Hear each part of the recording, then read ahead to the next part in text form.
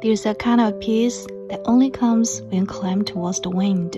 We all learned that famous poem back in school, facing the sea with the spring flowers blooming. It sounded beautiful, didn't it? Back then, I thought it was about escape, about finding some quiet corner of the world. But today, standing here with my family at the foot of a coastal hill, I finally get it. Facing the sea isn't about running away. It's about turning towards life, even when the road goes uphill. The air smells of salt and morning dew. The sky's pale and soft, like it's still waking up. We lace up our hiking shoes, fill our bottles, and our little furball highball is already wagging his tail like a drumbeat. We say, "It's not that high, should be easy." How naive we were. At first, we were all chatty, full of energy. Then came the slope, steep enough to make even highball stop mid-step and give us that look. The one that says, "Are you seriously calling this a walk?" We laughed, but inside we were dying. Every breath felt like a mini workout challenge.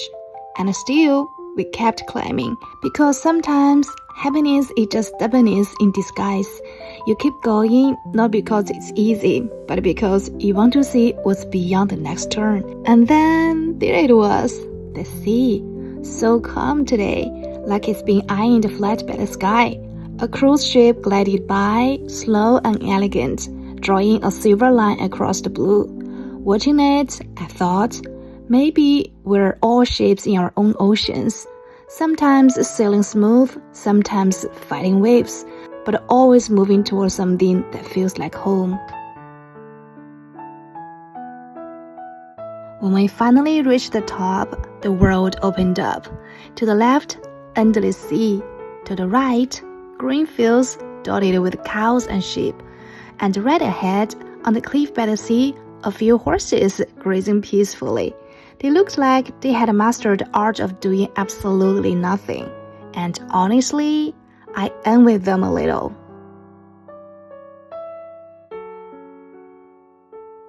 The wind brushed past us, soft and clean. We sat down on a bench, and for the first time in a long while, I wasn't thinking about anything. Not tomorrow, not next week, just now.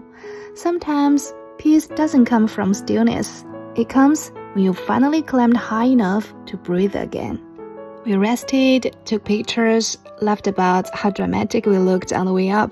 There's something secret about moments like this. No big words, no perfect plans, just people you love sharing the same bit of sunlight. Maybe this is what it means to face the sea, to stop rushing, to stop wishing for another life, and to finally realize this one's pretty good.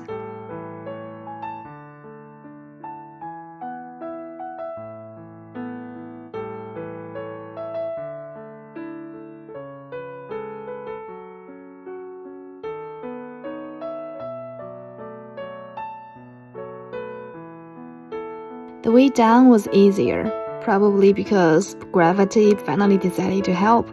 We met other hikers on the trail, some with kids, some with dogs, and everyone smiled at everyone. No words needed, just that silent connection between tired, happy souls. I think hikers come in two kinds, those who climb to conquer and those who climb to feel. We are definitely the second kind. Less about a challenge, more about a wonder. Haibao was back in hero mode, running like he'd never been tired. He'd turn back every few steps to make sure we were still following, as if saying, "See, told you, we make it." Dogs are wise like that. They reminded us that joy doesn't need a reason. Sometimes it's just the freedom to run towards what you love.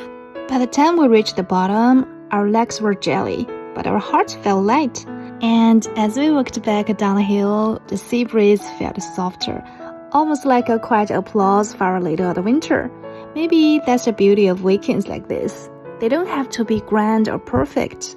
They just need to remind you that you're alive, moving, breathing, laughing. So here's my little wish for ya. May you always find a sea to face, a hill to climb, and someone to share the view with. Until next time, stay wild, stay kind, and keep walking towards the sunshine.